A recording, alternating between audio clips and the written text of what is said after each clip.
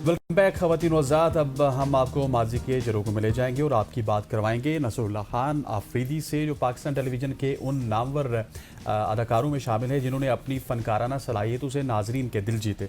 वो सिर्फ एक शानदार अदाकार ही नहीं बल्कि एक कामयाब लिखारी और हुनरमंद डायरेक्टर भी हैं, और अपनी हमजात शख्सियत के बायस उन्होंने ना सिर्फ यादगार किरदार निभाए बल्कि ड्रामा इंडस्ट्री को ऐसे तख्लीकी शाहकार भी दिए जो आज तक याद किए जाते हैं। और यही वजह है कि वो पीटीवी के सुनहरी दौर की एक नुमाया और नाकाबिले फरामोश शख्सियत समझे जाते हैं। एग्जैक्टली और आज हमारे साथ मौजूद है नसरुल्लाह खान आफरीदी साहब। आप पाकिस्तानी एक्टर हैं, ड्रामा आर्टिस्ट भी हैं। Thank you so much for your time sir. सबसे पहले तो हम उस गोल्डन एरा की बात करते हैं जब बिल्कुल एक लिमिटेड स्क्रिप्ट हुआ करती थी, स्ट्रॉन्ग स्क्रिप्ट हुआ करती थी, नेचुरल एक्टिंग हुआ करती थी। आज का दौर, उस दौर को आप किस तरह से, क्या सबसे बड़ा डिफरेंस देख रहे हैं? सबसे पहले तो आप तमाम लोगों को और नाजरीन को बहुत बहुत सलामती हो आप पर। दूसरा ये कि बिल्कुल इसमें कोई शक नहीं है कि उस जमानों में जाहिर है हर जमाने की तरजीहात बदलती हैं। और ये है कि जिस जमाने में हमने काम शुरू किया था 1987 में, मैं पाकिस्तान टेलीविजन पे पहली दफा मैंने अपीयरेंस दी थी तो कराची स्टूडियो से। तो उस जमाने में जो काम का तरीकेकार था वो बहुत ज्यादा इस जमाने से डिफरेंट था। लेकिन चूंकि अब जमाना बहुत ज्यादा फास्ट हो गया है, उस जमाने में ये है कि उनकी तरजीहात कुछ और थी, इनकी तरजीहात कुछ और हैं, लेकिन बुनियाद एक ही है। और बाकी जो आमतौर पे ये कहा जाता है कि जो उस जमाने में बहुत ज्यादा अच्छा काम होता था और अब तो कुछ भी नहीं होता, या बहुत से लोग ये कहते हैं कि जी कुछ भी नहीं हो रहा, फन को जो है तबाह बर्बाद कर दिया है। और ये है कि उस जमाने में जो है तो ऐसा नहीं है। उस जमाने में भी अच्छा काम भी बहुत होता था और मेहनत भी बहुत होती थी, इसमें कोई शक नहीं है। लेकिन इस जमाने में भी जो नया काम हो रहा है और नए लोग काम कर रहे हैं और नया खून आया है इस यानी इस इंडस्ट्री के अंदर या इस फील्ड में, तो वो भी बहुत अच्छा काम कर रहे हैं। ऐसा नहीं है आप देखें इंटरनेशनल मार्केट्स को जो है वो कंप्लीट कर रहे हैं, तो अच्छा काम हो रहा है। स्क्रिप्ट के लिहाज से भी अच्छा हो रहा है, प्रोडक्शंस के लिहाज से भी अच्छा हो रहा है और एक्टिंग के लिहाज से भी बहुत अच्छा हो रहा है। बिल्कुल ऐसी है सर। ये जो गजल ने सवाल किया ना, वो इस वजह से भी किया कि उस जमाने में जब आप लोग स्क्रीन की जीनत होते थे तो हर दूसरे दिन एक शाहकार आ जाता था, और जो भी ड्रामा होता था उसको हम शाहकार समझ के देखते थे और कहते थे कि यार ये तो पिछले से ज्यादा अच्छा था। आजकल इस तरह के ड्रामे, मतलब परिजात हो गया, 2-3 ड्रामे और भी हैं, साल में एक ड्रामा ऐसा आता है जो जुबान ज़दे आम होता है। इसकी क्या वजह है? क्वालिटी वर्क नहीं हो रहा या क्वांटिटी बहुत ज्यादा है? तब ज्यादा दारोमदार रेटिंग पे नहीं होता था। असल में बात यह है कि देखें उस जमाने में ये होता था कि हमारा एक ही जाहिर है सोर्स ऑफ एंटरटेनमेंट होता था, पाकिस्तान टेलीविजन।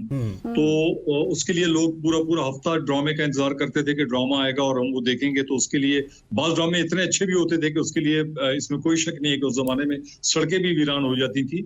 लेकिन अब चूंकि चैनल्स बहुत ज्यादा हैं, प्रोडक्शन बहुत ज्यादा हो रही है, उसमें अच्छा काम बुरा काम सारा हो रहा है। और ये है कि बाज़ औक़ात ये होते हैं कि हम ओवरलुक या स्विच ओवर कर जाते हैं एक अच्छे काम को, और हम किसी ऐसे ड्रामे पे आ जाते हैं जिससे हमें कोई इतना मतलब अच्छा वो तासुर नहीं मिलता, तो फिर हम समझते हैं कि शायद काम बुरा हो रहा है। तो ऐसा नहीं है। लेकिन ये कि चूंकि बहुतात है डिफरेंट चैनल्स की, एंटरटेनमेंट की भी, न्यूज की भी आप देखें, तो उसकी वजह से जो है वो बहुत सी चीजें ओवरलुक हो जाती हैं और बहुत सी चीजें जो है वो नजरों पे आ जाती हैं। तो उसी के मुताबिक इंसान अपना मेयार कायम कर लेता है।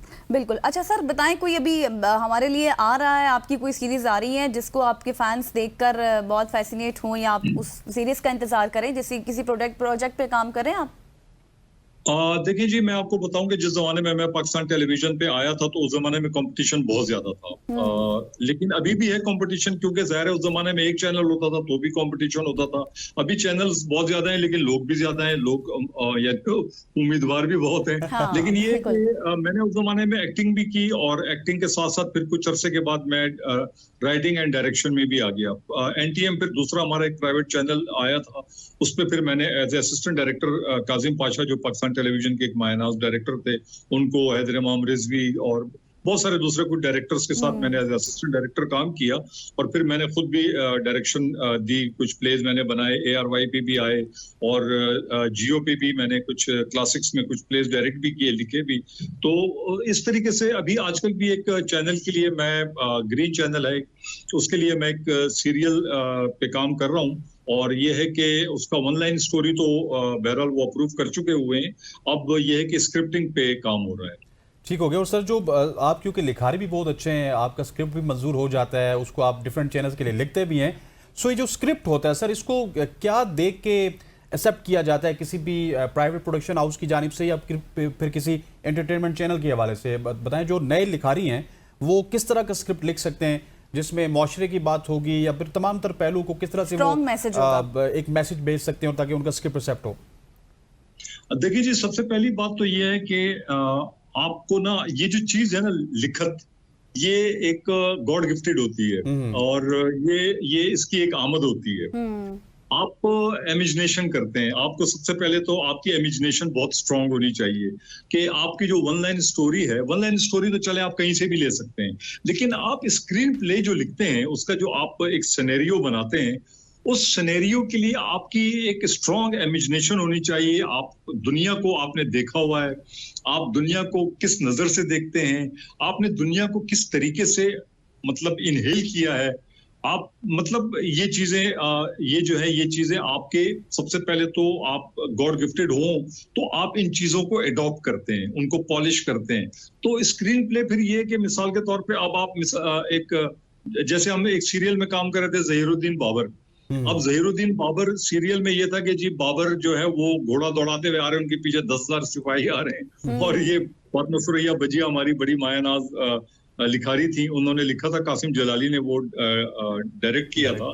तो वो उसमें ये था कि अब उन्होंने तो लिख दिया, लेकिन अब जाहिर है एक लाइन लिख दी, लेकिन एक लाइन में तो वो नहीं है कि जी 10,000 सिपाही आ रहे हैं और बाबर आ रहा है। ये तो उसका एक स्क्रीन प्ले लिखा जाता है कि जी बाबर को अलग से दिखाया, घोड़े पे वो घोड़ा दौड़ाते हुए चल रहा है, उसके पीछे उसकी फौज आ रही है, कहीं वो रुका भी होगा, कहीं पर उसने किसी से बात की होगी। तो ये सारी जो चीजें ना ये आपके दिमाग में आती है, यहाँ से आप उनको जो है वो एक यानी अल्फाज की शक्ल देते हैं और उसका एक स्क्रीन प्ले बनाते हैं, जिसकी बुनियाद के ऊपर डायरेक्टर जो है वो उसको डायरेक्ट करता है, उस सीन को, उस चीज को देखते हुए, और उसके मुताबिक वो उसकी डायरेक्शन देता है आर्टिस्टों से, फिर वो काम लेता है। लेकिन जिस तरह से आपने बात की ना कि आपकी एक स्ट्रॉन्ग इमेजिनेशन होनी चाहिए, फिर चूंकि आप राइटर भी हैं, आप डायरेक्टर भी हैं, फिर जिस तरह से आप लिखते हैं, आपने बिल्कुल दुरुस्त फरमाया कि जब आप लिखो तो आपके तमाम मुआशरे के जो पहलू हैं वो भी कवर हो जाएं, आपकी उसमें क्रिएटिविटी भी आए।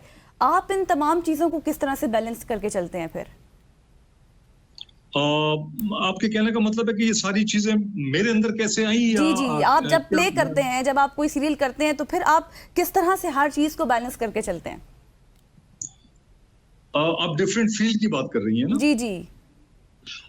असल में ये है कि देखिए, सबसे पहले तो ये है कि आपको जो है ना आपके अंदर एक जुस्तजू होनी चाहिए कुछ करने की। अब देखिए, मैं PIA में, पाकिस्तान इंटरनेशनल एयरलाइन में मैंने तकरीबन मोर देन 36 इयर्स जो है वो मैंने वहां पे सर्व किया है, और मैं फिर था भी वहां के एक डिपार्टमेंट फ्लाइट सर्विसेज में, जबकि हम यानी एक जमाने में हम घर से निकलते थे तो 18-20 दिन के बाद हम वापस घर आते थे। अच्छा। तो ऐसा भी होता था, हम सारी दुनिया घूमते थे, लेकिन उसका मुझे बहरहाल अक्सर लोग मुझसे पूछते हैं तो मैं कहता हूं कि नहीं, उसका मुझे फायदा इसलिए हुआ कि जब दुनिया आप देखते हैं तो आपका विजन ब्रॉड होता है।